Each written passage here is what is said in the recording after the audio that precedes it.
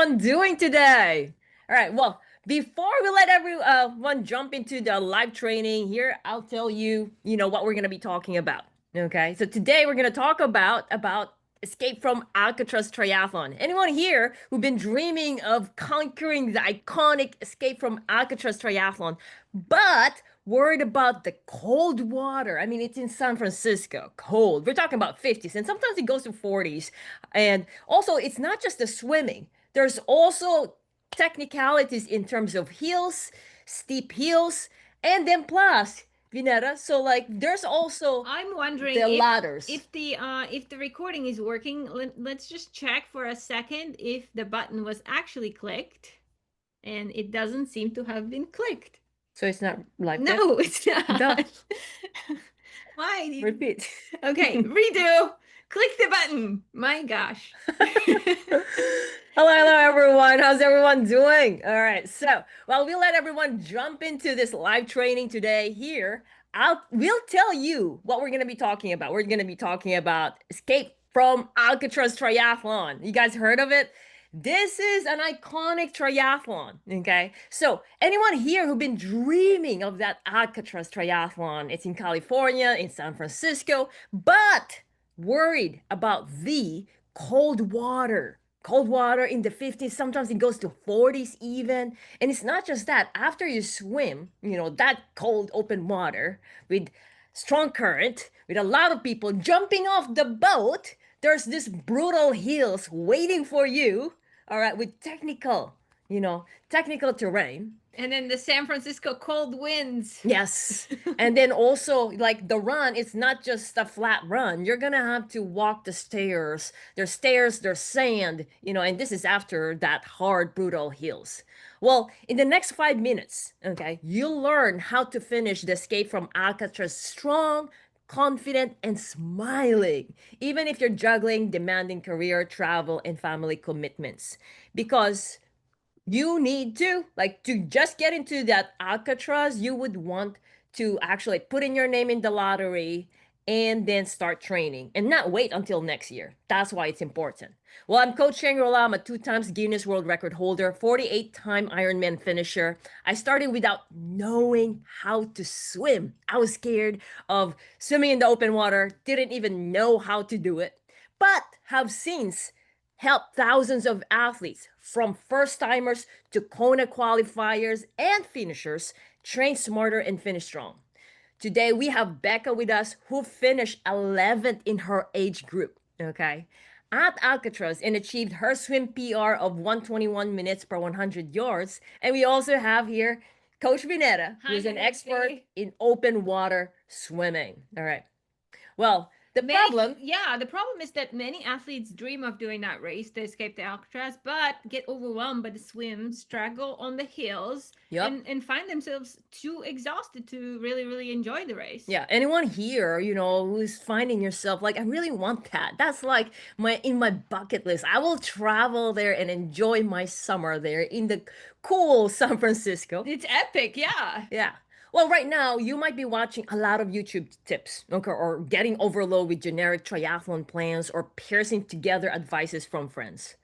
But none of these tactics address the unique challenges of Alcatraz because it's not the norms. It's different. That's why it's iconic, because it's such a unique experience when you get there. They make it Cold, hard. They make it everything hard that you to get. can think of, like the cold, the currents, the hills, nor do they realistically fit in the training into the busy schedule of most people. Okay. So, So before we dive deeper into this training, put the heart and like button. yes. Let's see if you guys are seeing and hearing us okay. Put hashtag live if you are joining us live right now, and put Mm-hmm. hashtag replay if you're Yes. watching this later. Yeah. I want to see if you guys can see and hear us okay. And also, Coach Vineta here has her another computer, but because what we're gonna be doing is that she's gonna be reading your questions, and then so we can answer today, especially if we do have time. But we're gonna do our best, and then if not, we're gonna go back to it and answer also later on. If you're listening to replay, please don't hesitate, ask questions, because we always go back to it, okay? Because we really wanna help you, okay? All So, right, so I can see. Hi, everybody. Karen, Robert, Fred, wow, Linda, got several John, people. Mark, Jennifer. Hi, Hello, everybody. everyone. Have you guys? Okay, all right. So let me show you of what we're gonna be talking about. And actually, I don't have it open, but it's coming up. It's coming up. Let me see this one here. Any questions so far? Because anybody already put their name in the lottery? I don't think it's open Hoping. yet. Oh, it's Okay. not open yet? Yeah. Okay. So they're yeah. They have to wait. Yeah, but this is the time like we're in. It's fresh. You know, you must have seen it. If you have not seen it, just put Escape from Alcatraz Triathlon. You're gonna see bunch of people jumping off the boat. All right, how to finish the epic escape from Alcatraz Triathlon strong while having fun, despite of all those things like you've heard or seen in videos in YouTube or whether that's Facebook Live. Okay, during when and if you know after that you saw like how it went. Can I actually do this? That would be so cool, even just to experience one time. So we're gonna tackle about cold open water swim with strong currents, hilly technical bike course, the 400 step sand ladder, even if you have demanding work schedule, frequent travels, all right? And mainly because we've had athletes themselves of all levels that actually finish escape from Alcatraz, even when Gloria's in her 60s. This is the second time that she actually did it. We also have Mario, also got inspired by by his mom. Also, we have Danet, also. And then more athletes. But without waiting further, we're going to introduce Bekah. Bekah from Kent Track, where she lives Kentucky. now because she keeps traveling in Alabama. Right now, she's in Kentucky. All right, It's tough to keep track of where and you're at. we've been uh, we've been talking online. Seems like forever, but it's been like 3 years. Knowing Bekah, we haven't met in person. I Bekah, know. I can't believe welcome. that. I That's believe you're crazy. in Poland. Welcome to this live training. How are you feeling, Bekah? Super excited to talk about this. Yeah, I'm feeling good. Good. Awesome. And well, I'm gonna share to you what Bekah actually just recently did. Amazing. So Bekah actually has already finished two 70.3s, crushed it, and also qualified for nationals, US 18 nationals, and finished it.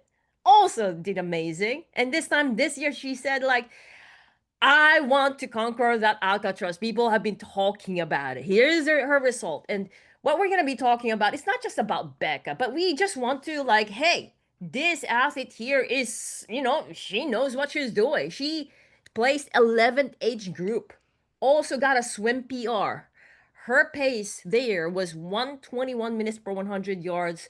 With technical terrain on the bike, she crushed it and still went after that run as well with 3 hours 16 minutes on the finish time. Congratulations, Bekah. Thank you. And she did that while traveling. Yes, lots of travels. A lot of A travel. lot. I A think you lot. had like 5 or something very big trips throughout your training cycle. She It started was January. Um, a lot of back and forth. Yeah. since January, I have been to Europe once a month for about 2 weeks Oh, damn. Yeah. each trip. Well, tell us a little bit more of like what was happening in your life that made you say, okay, I'm gonna finish Escape from Alcatraz Triathlon this year, and that's just what I'm gonna do. So what was happening at that time in Why your life? Alcatraz and what was happening? I had wanted to do Alcatraz, and the timing was really good this year for when it was coming up when I saw it. And I hadn't scheduled any major plans on what my training would be, what would not my training, but what my races would be this year.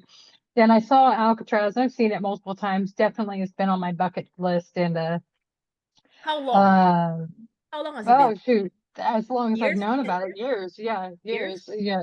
Even before Um, 70.3? Or I heard about Escape from Alcatraz probably about, I don't know, 10 or so years ago, like a while ago. years? That's amazing. You just did it this year. That's I awesome. was like, I want to do that. But it's timing, location, cost. There's so many things that kind of surround doing Alcatraz. So Yeah. that was like our family's mini vacation on top of going to do the race. So, um, so, and I was not as exhausted from the race as I was from spending the whole weekend with my son because he's a Gotcha. lot. He's Oh, very energetic too. yeah. So it's a great place to have a little a little mini weekend vacation. The race was amazing. And I picked this year to do it just because I didn't have anything on my list of races. It was a good timing in the year this year, looking at the work schedule Okay. for That's that funny. specific time in the work Yeah, I know. schedule. So, So, well, let's stop there. I think I like what you're saying here because you're saying it's a good timing. And I do think that the good timing can be like more of personal opinion because when you say good mhm. timing, considering when you said to us you were traveling back and forth, and yet it was still a good timing. Yeah, so let's Okay. see. The time of the triathlon was good. Ah, I I see. would Yes, gotcha. say It's that no matter in life what's going on, timing is always bad. So, Okay, that's very I true. mean, I'm in Poland and closing on a house next week in California. So, I I know. know. My gosh. So, Wow. what were the what would you say were the biggest concerns at that time in your life of what was happening? You know, that you thought that maybe that race was like not good timing, but Or like it's a still. lot or like it would take you a lot more effort, right? What I were the didn't. concerns?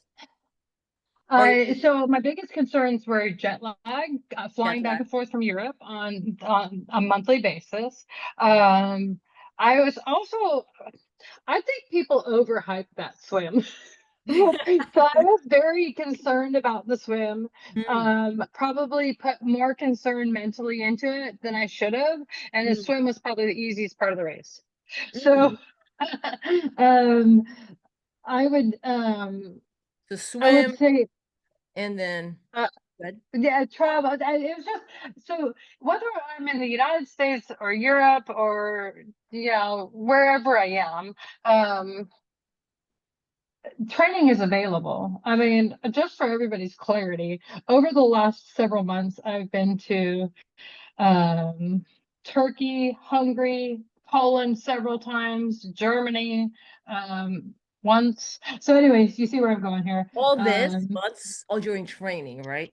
And Yes, and the you have deal a is that all these places you can swim, bike, and run. Swimming, maybe not some locations, yeah, but biking and running, you can find, although they kind of suck, a gym bike and still get some biking done. You yes, can run anywhere. I mean, right. I ran around a fairly secure military base in the middle of Turkey Yeah, yeah, without any issue. So, and I didn't, it was very safe. It was no issue. Uh, I ran in Hungary, in the middle of Hungary, just on the other side of the border from Austria. Um, and I found a bike in a random freaking gym in Hungary as well. yeah. So I don't think the traveling, there's always a way to train. And maybe your training doesn't include a pool or a bike and you tailor it to what you have at that spot. But I think the harder part was training around jet lag because that's another recovery stunt. There's another thing you have to work through recovering over. Like, I Right. mean, I just flew into Poland yesterday, and because I've gotten so used to it now, I've already recovered from my jet lag. Gotcha, gotcha. So So your body's going through the training of the travel. Now your body's also now adapted as well. But going back to that, what we're getting here, everyone, is that Becca's basically saying, hey, travel is not really a problem. You know, it's more about like your body adapting to the jet lag. We can all find different ways to train. Is that true, Becca? Did I get that part? and that's what I'm getting at. Like here in Poland, I come here quite a lot, so I was able to leave my bike here and train here with my bike. Okay, I okay. ride my bike all over Poland. Poland's probably a lot safer to ride your bike than most places in the States. Super bike friendly country. Um, so it's like it's almost as good as the Netherlands. Right. With that being said, the running and biking are an issue here. Like It's more of the swimming. the swimming, I'm lucky the swimming pool here, it's open Monday through Friday from 6 Okay. till 8 p.m. So I'm gonna go swimming tomorrow morning, no big deal. Actually the swimming pool in the States that I use is Gotcha. less access than this pool here. Like Is there the times are way better any, here.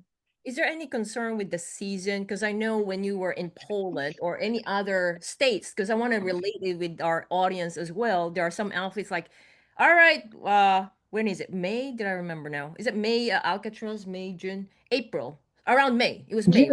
June. Okay, June. Yeah, Alcatraz yeah, is June yeah. Early 1st. Yep. June, early June. So like Yep. June, some people would think, well, June, usually I would train for like 4 or 6 months, which we did, right? And in your area, Yeah. in Kentucky, it was like also cold or snowing, or like when you go to Poland, it's snowing. And I'm sure a lot of individuals were asking that, like, isn't that a concern? So was that a concern for you, Becca, in terms of like there's snow or the winter times during training? So I think that's so I haven't read the book, but I can pretty much tell you what it's about. And I think it plays into the answer to this question. And that is called the book's called Running in the Rain. And I haven't read it, but it's obvious what it's about. It's about, hey, if I want to be a good runner, sometimes I'm going to have to run in the rain. And so I might as well appreciate it. And so I Mm, actually honestly really love running in the rain, by the way. But like it's really enjoyable. Um, but that goes with running when it's freezing cold. I actually ran across a lake because the lake was frozen and I was able to, and it was fun. Um, yeah, so I like that. that being, yeah, right. That being said, that my point to that is that you can't let the weather stop you from training. Good. Now there are certain things that you can't do when it's certain weather. Obviously, you shouldn't be biking or running with those lightning storms. Um, Clearly, you can't bike through a flood. Um, but if it's Or just snow. raining, yeah, well, you can. Well, I mean, you can bike On through the snow, but I would snow. definitely recommend a different bike. Yes. And maybe really, really big gloves. Um, but but you can bike inside. We have trainers and stuff like that. And I am not a big fan of running on treadmills. Mm, So I will go out and run at negative 20 degrees outside and put on yeah. more clothes. No, I hear you. Um, And for but everyone, good. Becca, sorry. with that being said, is that I actually learned to really enjoy those runs, and there's a peacefulness to nobody else being out. It's all my space. I did learn some valuable lessons this year. I hurt myself from running too hard in the snow. But um but I didn't hurt myself because I fell or I slipped. Those are misnomers. Yes, there's going to be ice. Yes, you should have a different treaded shoe. I usually use a trail shoe when there's snow Mm, outside, but it doesn't change your ability to go outside and run. love that. I love those. Like, because a lot of athletes, they're like, oh, there's like, I want that, there, but there's a but. And right now, how you're sharing it and, like what you've done and experienced, you basically, what I'm learning here is like you're finding different ways. If you really want to make it happen, we're not gonna let the travel, and then the next thing is the weather and also the availabilities of different things. We find different ways. Because not only Becca, like, I mean, I know you had your bike, right? But you also find different ways, like, all right, gym bike, right? But also we have athletes like that as well. Like they go to a spin bike. If you don't really need to have a trainer, you don't really need to go outdoors, but you do definitely need to put in the work. Okay. And then also you mentioned about 20 degrees. Yeah, I'm sure I'd be one of those that would just, I don't want to be on treadmill. I know some people, no offense with the people who loves treadmill, that's really definitely good and it's more convenient, honestly. But to me, I love being outdoors. I'd go outdoors. And we've had athletes, for example, in Michigan, where in they're running when it's snowing, you just basically cover it up. And plus safety. Mhm. Safety, which is very important. Okay. Yes. Well, and that's why I brought up safety. Yeah. There's if you're gonna bike at 5 a.m. and it's dark outside, you need lights on your bike. Mm-hmm, If mm-hmm. you're Oh gonna yeah. run, yeah, you get what I'm saying. Like you need a way to be identified on your bike when the safety is super important to me. And it's actually I'm glad you mentioned safety because I think a lot of people miss understanding just how important safety is. I've been hit by a car before on my bike. I was safe then as well. And accidents happen, and that's why we need to wear our helmets. That's why we Right. need to wear the bright colors. That's why we need to have the lights. And it goes for running as well. If you're going to run at nighttime, you're going to run in a well-trafficked area, make sure you're visible. Yeah. Yeah. And that's something I do as well. So here in Poland, in the US, wherever I'm at in training, I make sure that I have the appropriate I'll buy the safety stuff and go without the technology all day long, because Sure. the safety stuff's going to keep me alive. The technology is just going to give me data. Absolutely. Well, I really Yeah. like where you're getting at, Becca, and also like for everyone here, as you can see, this is not just applicable on Alcatraz. This is basically some things, great reminders. So now I want to ask you all, and just basically put your input here and help us, contribute. Like, what have you done in your training that has helped you? Okay, wherein other people might say, "Oh, it's the weather," but you are doing something differently that's making you make the workouts happen, whether that's with travel, busy, or like there's nothing available bike. What do you do? Put it under the comment. Would love to know, and we're gonna read it as well. That would be really helpful for everyone. So Danette's saying, "You're amazing, Bekah." And then she says, "Great point. They're having such a gloomy weather here, but one must press on." Yeah. And then the next question I have for you, Bekah, is what made you decide to get help from us and online too, rather than, just doing it on your own? Because you could have just done it on your own. So we all know I've done. I mean, I trained with the team, the Feisty Folks team, a couple years ago. I did great, made it to nationals, and then proceeded to do nationals the following year as well, and really enjoyed the experience. And I learned a lot out of it. I'll tell you what, though, as much as you learn how much you don't know. And Yeah. with that being said, the uniqueness of my training with my work and my busy schedule, I actually on a regular basis will do 1 week stints where I work 16-hour days every day. Wow. I will regularly, that occurred in May. It's a regular that I don't get a weekend. It's regular that, I mean, it's just the nature of the beast in my profession. And as a result, I knew that if I wanted to really be with all of my busy schedule and continue to be present and, alive at the end of my training, that I would be much more successful if somebody else was taking the time to plan my training for me. Because Yeah. I don't have the time to even plan my training sometimes.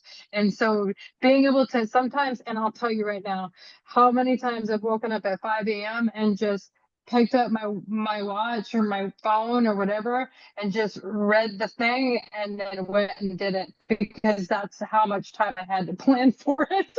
Yeah. And Yeah. it was just I already planned it, and to feed off of something Shangri-La said in the past, and that is, um, if you tell yourself you will do it, you'll plan to do it. And that's basically what was happening. I was like, okay, I'm swimming tomorrow. Okay, cool. I will do this at this time.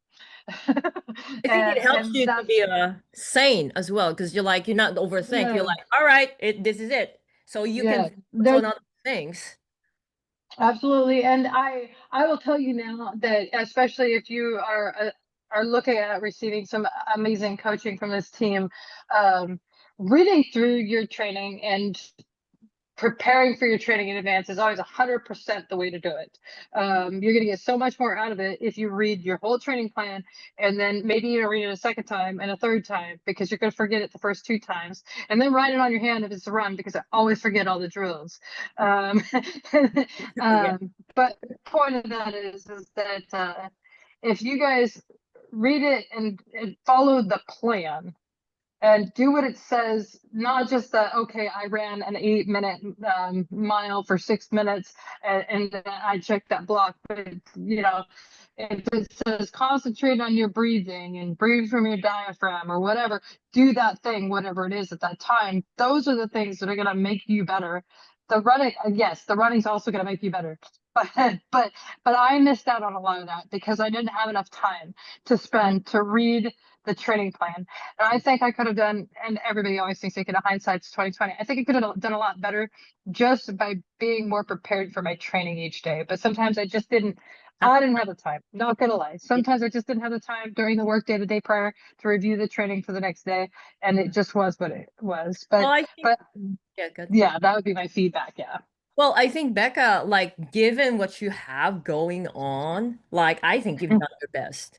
I think you've done Mm, your yeah. best because, like, if you think about it, especially at the very beginning of the year, I mean, we know you have done nationals, you crushed the swim, you've gotten like PRs also in the swim. Yet, guess what? What Becca did at the very beginning is that she still sought for feedback of her technique. Like, she's not a bad Mhm. swimmer, but her thing is that she said, like, I'm gonna put time in this swimming, in this training. I might as well do it the right way, like more of like the quality. She said earlier, I'm not just gonna just go through the, checking off the box. So she actually took videos that I thought she was stronger, but there were some nuances that I know she could improve, and she did that. And that's what I like about Becca, is because despite of the busy schedule and the travel, Becca, you did the best you can. Just want to let you know that. Well, You did. and that's why I said hindsight's 2020 because yeah, I think I did the best I can as well. I mean, yeah, I agree. I was saying, had I done, Sure. then You have yeah, done we better. could have seen. And that's why I give that feedback now. It's because I did the best with what I had at the time. But Right. knowing what I know now, I would definitely recommend take that extra 5 minutes, really review your training plan before you do it. That's a very good Yeah. tip. And I totally agree Yeah. with you. Like, 'cause to me, I also still have a coach. And before, I would be like other people, like, hey, I'm resourceful. I'm hardworking. I know how to multitask. All I do is I can just research things. I can plan things. I'm a planner. But then as soon as I realize what another person, another expert can do and the possibility of what more I can achieve, I just get obsessed of getting help because it's much easier, Well, right? the other problem too is I am my job title is planner. Yeah, So like I don't want to be planning outside of work. yeah, That's a lot of planning. Yeah. that's funny. That's your decision. Got you. So I literally spend all day planning every day. I think that's So yeah. I think that's for yeah, so everyone. It's like the yeah, hairstylist. The hairstylist would, want to hire a hairstylist for the hair, right? Or I'm a coach. I know a lot of 100%. planning, but it would be much better if like another person helped me out. Yeah, and I think that's 100% right. I think that I could have sat down every week, like Vanetta said. I could sit down every week, write out a plan, and do the plan. But nuances of missing training or new, and I understand that stuff a little bit as well, but probably not as well as the Vice Fox team. And so that's why I feel it's super important to rely on a coach that's going to be able to look at where you're at, what training you've done, and let you know, give you feedback to what that dropped training means for you, or what needs to change to affect you, instead of trying to juggle it. And 90% of the time, if I decided, hey, this isn't a good idea to do this today because of X, Y, and Z, I already made the decision, and having a coach reinforce, hey, you've made the right decision, is And also then that's really beneficial because confirmation. Confirmation. it gives Yeah. you that confirmation bias 100%, but um Builds it your confidence, also I think.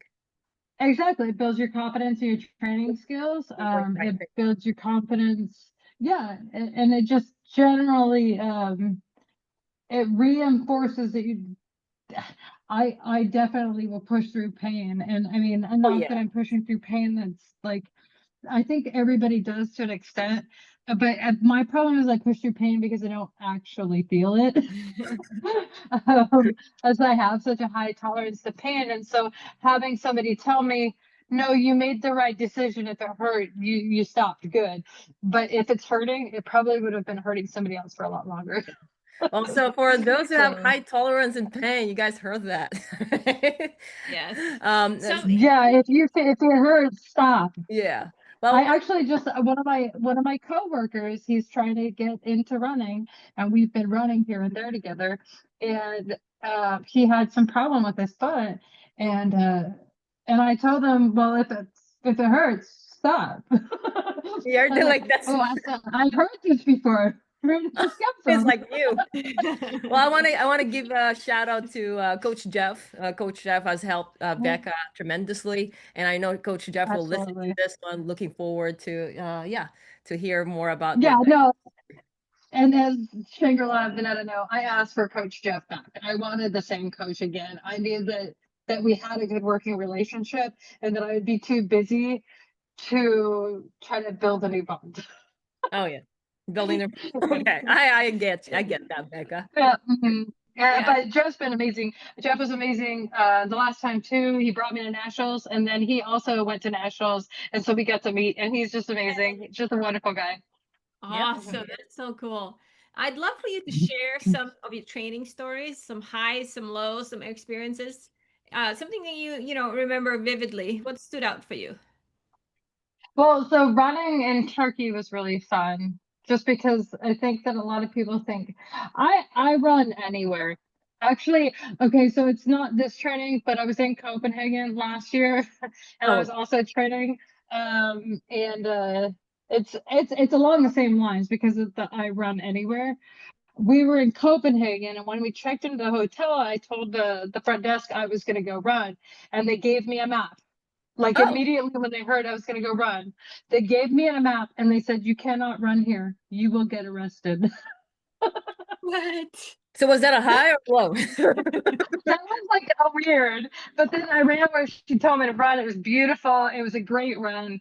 Um, I try to run in every country I'm in. Yeah. So, so I have literally run in every country almost in Europe now, and I'll tell you, in every single instance, every run has been beautiful and has been different. Yeah. So that's the high. That's amazing. Being able to say that you just went for a run I in love random that. countries is Yeah. amazing.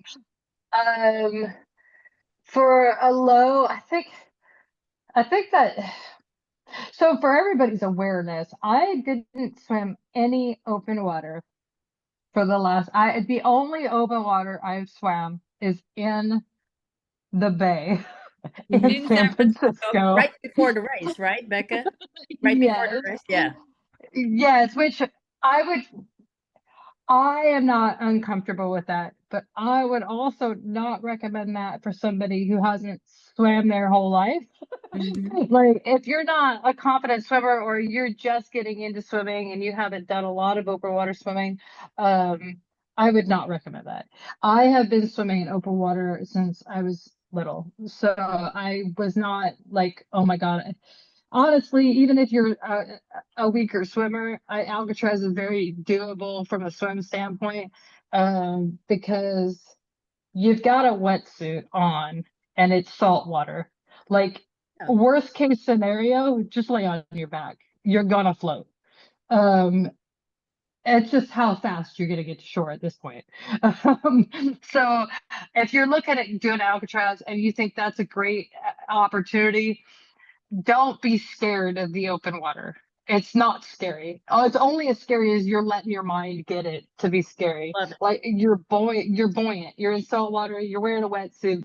I wore booties too because I don't like having cold feet. Should have worn gloves because my fingers were frozen. But that's hindsight. Um, I was still fine. But I think for me, not swimming in open water, not That was huge the low. deal Yeah. breaker. Oh, okay. But Um, was that the low not part? a deal breaker. Was that the I low think the part? low was not getting gloves, but Okay. I don't Not know. getting I gloves think the during low the was being actual race. cold. During the Yeah. race. Yeah, Okay, got it. yeah, because I was so cold. So I'm like skinny, and I also am cold averse. I hate being cold. Okay. Um, so so swimming that race. while I was swimming, it was fine. Definitely pee in your wetsuit. I 100% stand by that, and I don't care if I tell anybody that peeing in your wetsuit is 100% a thing to do, and it makes you warm. Um, That's the on good tip. that same note, you're gonna get in the water. It's gonna go out into the ocean. You'll be fine. Um, That's good. So like the high, but once you're in the good. once you're in the water, you're fine though. You're warm because your body heat is warming the water around you. You're fine, especially if you're moving, right? As long, yeah, I was gonna say, as long as you're moving, you don't Yeah, want to stop there, especially, and that's actually the key, like when you're in open water, In cold especially open in water. cold, Yeah. stopping, no, just keep moving, but not in panic mode, yeah. moving, Just come. dory swim, man. Just keep swimming. It's a dory There you activity. go. Just keep swimming. Yeah. And who are you again? Oh no, just keep swimming. Anyway, so what's but the problem is once you get out of the water. Right. Yes. I did not. I wish I had, and this is what I would recommend is, and this is why I say I didn't open water swim beforehand, is find a place that has a similar swim as what you're going to swim, go swim it, and then get out and take off your wetsuit Go and go back. ride a bike Yep. in the same temperature range as you Yep. anticipate running, Love so that. that that is where I think I could have, and you don't know what you don't know. So I'm not saying it's like, oh, I should have done this, that, and the other thing. I didn't know. Now I know. Now And everyone that's knows where you too. can, yes, Yeah. exactly. My And San fingers Francisco is were known. so cold. Yeah. You're gonna say? Oh, San sorry. Francisco Go is ahead, Manetta. known for very cold, like icy winds. So, it's unexpected. So it's Yeah, not just, it's yeah, not just not the water. Once you're out, now there's cold air and then you're wet. So you're having to deal that also. So like what Bekah said, like just making sure that you have the yeah. warm gears to keep you warm would be very important. I want to add to Bekah. So Bekah is a strong swimmer, and what I wanted to share, I know she pointed out like not having open water, which is a constraint for some athletes. And if you're that type and you have this race coming up on June or any other race wherein you're going to have to go to cold water, I also wanted to tell you, besides Bekah, all right, besides Bekah, you can do an open water swim race or 70.3 or Alcatraz wherein you may not have an open water access, but that doesn't mean that you're not gonna do well. Because besides Becca, we also have another athlete who also finished Alcatraz. And for her, she's in Texas. She did not have any access to open water. She did not see me in person. She's in the 60s now. Did an Alcatraz, same year for the second time and did well. She's in the 60s. So like don't allow yourself like, hey, yes, it is unfortunate. Okay, it is unfortunate. You deal with it not having open water, but don't allow yourself to like your mindset like, oh, I'm scared. No. A lot of this one is what just Uh, Becca said, some strategies. And actually I prepared that here in regards to leveling up your swimming. One is be competent in swimming. Okay. What So I meant by it's not just like, okay, I should not be scared of Alcatraz. It's all mindset. It's not. There is a skill component to that, and you do need to have that competence in yeah. those skills. And how to do that is being a stronger swimmer, knowing what you're doing in the pool. I mean, Becca, like she knows what she's doing, but she wants to be better and stronger. Got her pace, got her stronger, and still got dialed in the technique. Consistency in working out in the pool. Do whatever it takes. Get your open water skills in the pool. That includes the sighting, okay, and other things that Becca mhm. had mentioned. Anything else that you guys have done in your training, comment under the post. And what I wanted to share to you is that you guys are getting a lot already, but I also answered this question in our last training. I want to pop it up so I can give you access. But basically, another athlete asked this one, Angela, swim confidence on race day. I can swim well in open water, but when I get to race day, I lose it. And this is very common, and I covered only, this one is just answering this question. I put it 15 minutes. If you want this one, just put swim confidence Q&A under the comment. I'll give that to you, wherein I give you step by step. Is that cool, everyone? So we're gonna tackle more so that you can have a stronger, more confidence Alcatraz in the next race. But let's go to the next question. By the way, Bekah, your highs of like what I saw there is that you have used this Alcatraz, like, it's like it just allowed you to explore your running. We're in, all right, there's Alcatraz, I'm gonna run. But and then all right, there's Alcatraz, I'm gonna have a mini vacation with the family. And I think could that be something that also contributed to the fun during training? Because you were like, all right, there's Alcatraz, it's hard, but like, oh, like what do you think? What contributed to the fun, making it fun? Um, well, I think that when you I think you guys know this more the more than anybody about me. When you feel prepared and comfortable in a triathlon, Yeah, you can enjoy it, and without sacrificing pace, you can enjoy it, and you can cheer on the people you're passing, and you can really consume the environment around you. And you can't do that if you're struggling just to finish. If you're yeah, you bonked halfway through your bike ride, or you're scared you're not going to make it to shore, or all these anxiety things that we all do it. I don't think I'm some sort of none of Benetta and Shangri-La do it too. You look at it and you're like, oh my God, I want to be the best at this, and you start doing all the things, and you start thinking all the things, and but if you're prepared, now you can go, have no, but fun. I've done the things I need to do to get here. I'm fine. I Yeah. did the training. I'm Yes. fine. This is the event I did the training for. I did the training, so I'm fine. There were some people on the boat who somebody didn't jump. She got so scared she didn't even jump off the boat. Um, and they offered her a race a spot in next year's race, Oh, but okay. um but I felt really bad for her because she came to the race ill prepared. Had she had prepared by jumping off of high places and being used to that, if that's something that she feared, I was actually really scared about jumping off the boat too for a bit. And then I found out it was only like 5 feet, and I was like, oh yeah, whatever. 5 feet, everyone, just 5 feet. And It's actually, not very far at all. yeah. And I'm just gonna I don't. Yeah, I'm just gonna add there, and actually we can have more Q&A trainings, but I'm just gonna add there since we were talking about jumping off the boat. So like if you're in open water and you have a bridge there going to the open water, you would want to practice the swim start of how the actual race is gonna do it. So if you're coming from the shore, like at the swim start, whether that's 70.3 Olympic or sprint, then during when you're training for your open water, go from the shore. This one is jumping off. If you can find a bridge wherein you can Or a just jump dock. off, a dock, yeah, or a dock, sorry, or a dock. That's what I meant, really, or a dock. Then jump off several times.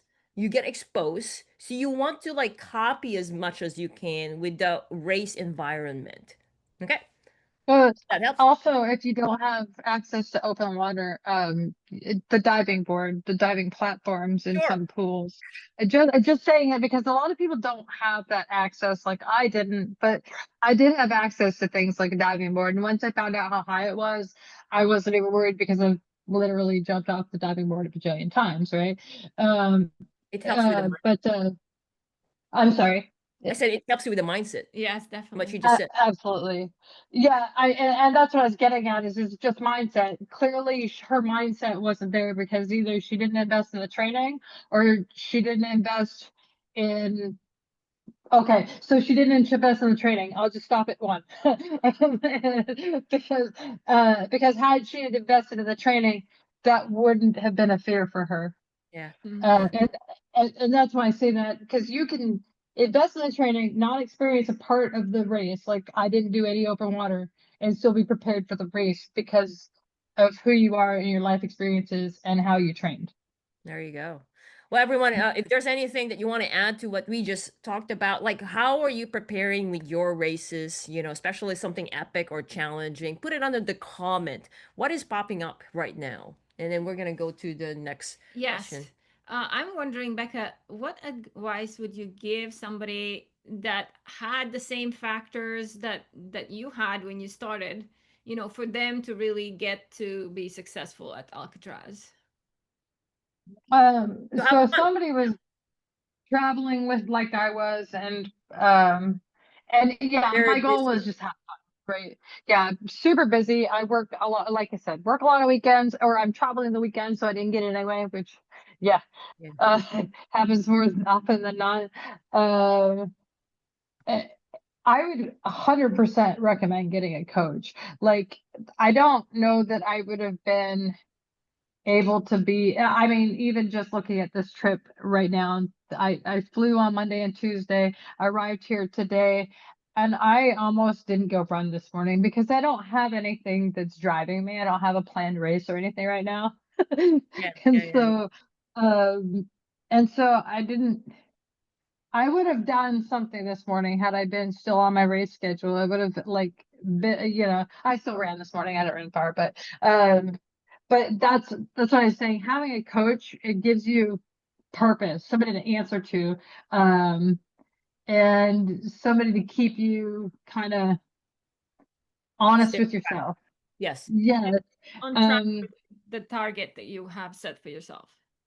yes. Also being honest and open with your coach Hmm. is a must have. Like you can't get a coach and then not tell them shit. That's not gonna, excuse me, stuff.